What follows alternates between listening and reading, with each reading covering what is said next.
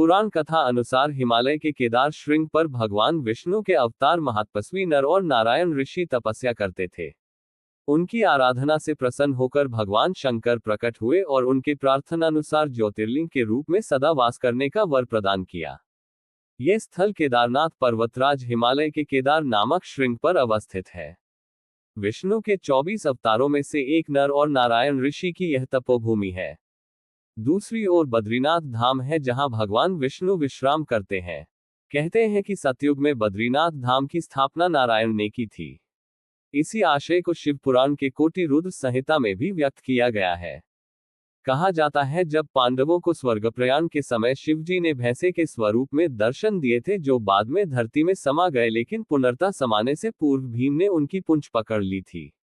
जिस स्थान पर भीम ने इस कार्य को किया था उसे वर्तमान में केदारनाथ धाम के नाम से जाना जाता है।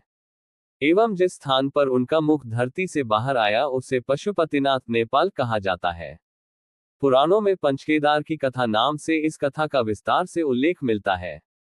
केदारनाथ मंदिर उत्तराखंड के रुद्रप्रयाग जिले में स्थित है।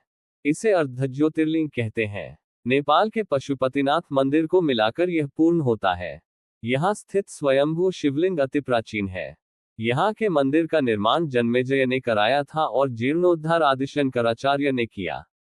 केदारनाथ मंदिर को रामेश्वरम मंदिर की सीध में बना हुआ माना जाता है। उक्त दोनों मंदिरों के बीच में कालेश्वर तेलंगाना, श्रीकालाहस्ती मंदिर आंध्रा, एकम्बरेश्वर मंदिर तमिलनाडु, अरुणाचल मंदिर तमिलनाडु, तिलई नटराज मंदिर चिदम्बरम और रामेश्वरम तमिलनाडु आता है। ये शिवलिंग पंचभूतों का प्रतिनिधित्व करते हैं।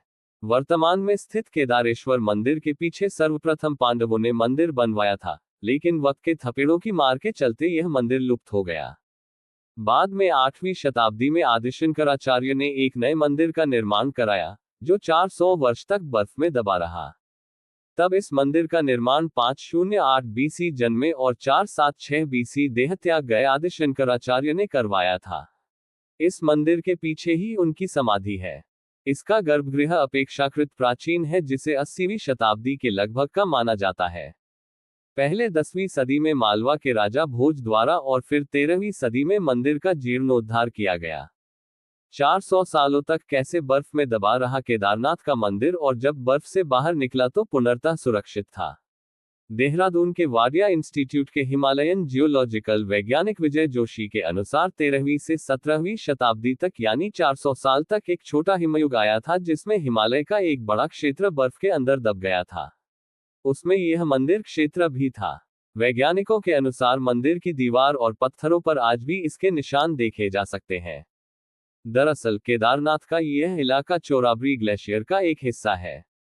वैज्ञानिकों का कहना है कि ग्लेशियरों के लगातार पिघलते रहने और चट्टानों के खिसकते रहने से आगे भी इस तरह का जलप्रलय या अन्य प्राकृतिक आपदाएं जारी रहेंगी। दीपावली महापर्व के दूसरे दिन के दिन शीत ऋतु में मंदिर के द्वार बंद कर दिए जाते हैं।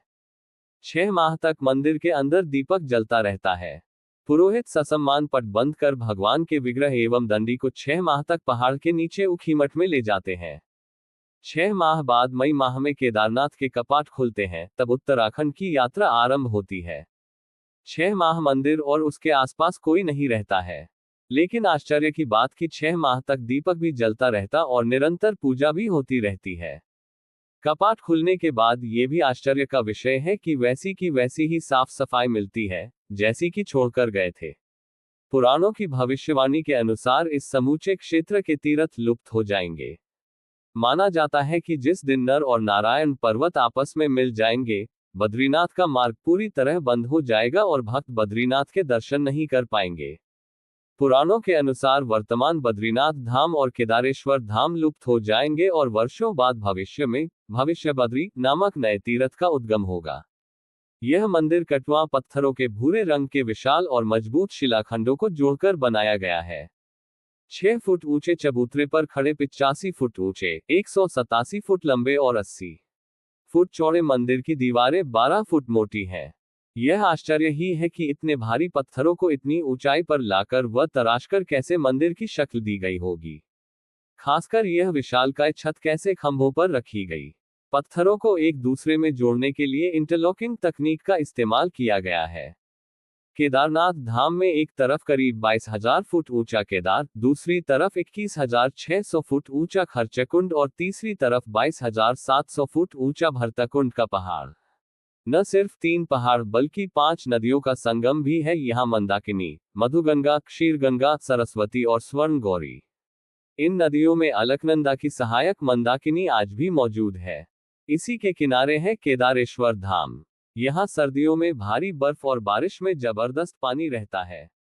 यहाँ कब बादल फट जाए और कब बाढ़ आ जाए कोई नहीं जानता।